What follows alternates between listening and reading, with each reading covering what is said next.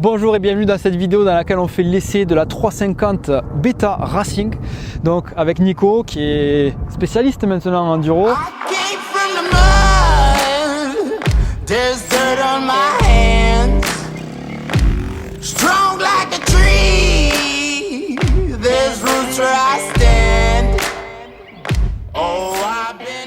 Cette 350 Racing, tu la connaissais pas, tu connaissais la marque Beta parce que tu as eu une Beta avant, donc tu vas nous en parler un petit peu et on va voir ensemble ce qu'il y a de mieux sur ce modèle Racing.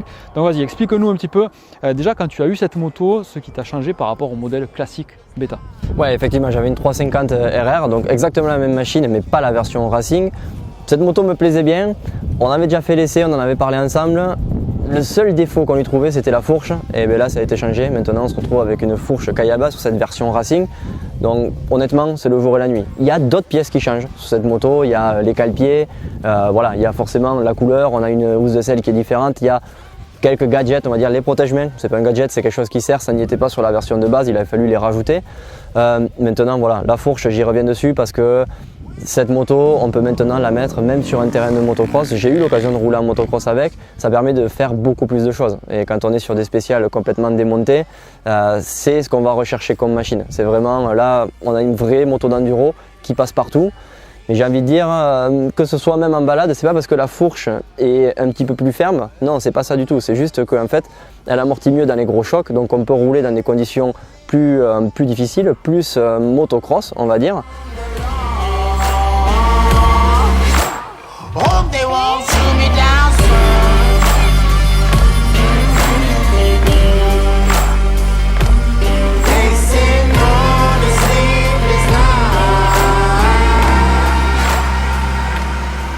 Justement, j'allais t'en parler, est-ce que cette moto, telle qu'elle est là d'origine, elle peut nous permettre de faire de la compétition en enduro ou pas? Oui, telle qu'elle est d'origine, il n'y a aucun problème. Franchement, tu peux t'aligner sur des classiques sans aucun souci. C'est la seule chose qu'on change, mais ça c'est sur toutes les motos d'enduro, c'est de mettre des bimous forcément. Avec cette moto-là, on peut faire des classiques, championnat de France, même aucun problème. On peut rouler dans n'importe quelle condition.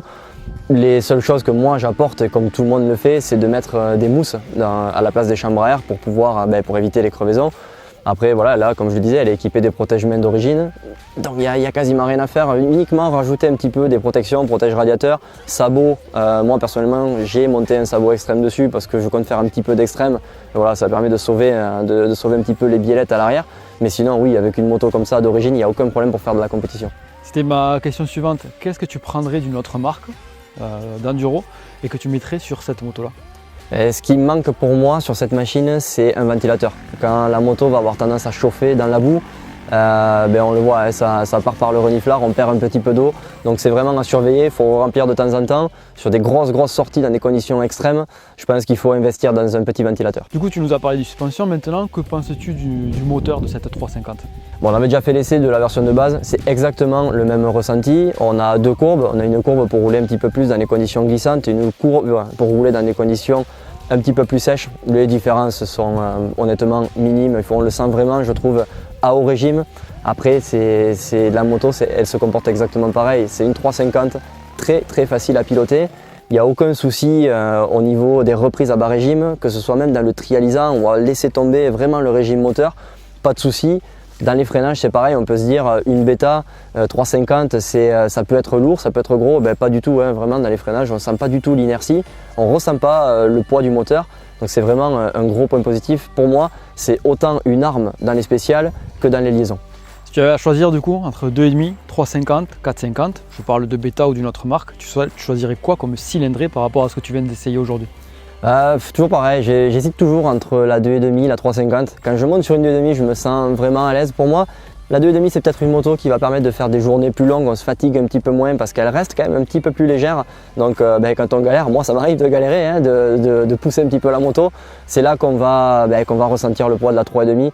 Pour tout le reste, honnêtement, sur une spéciale, ça va très bien. Merci Nico pour cet essai. On te retrouve avec cette 350 Beta dans plusieurs autres vidéos. D'ailleurs, il y a d'autres vidéos si tu es intéressé par des vidéos sur le pilotage, l'alimentation liée à l'enduro, le physique lié à l'enduro et tout ce qui concerne le pilotage enduro. clique sur le lien qui se trouve juste en dessous ou au-dessus de la vidéo et tu retrouveras Nico dans plusieurs vidéos qui sont un peu plus travaillées niveau pilotage.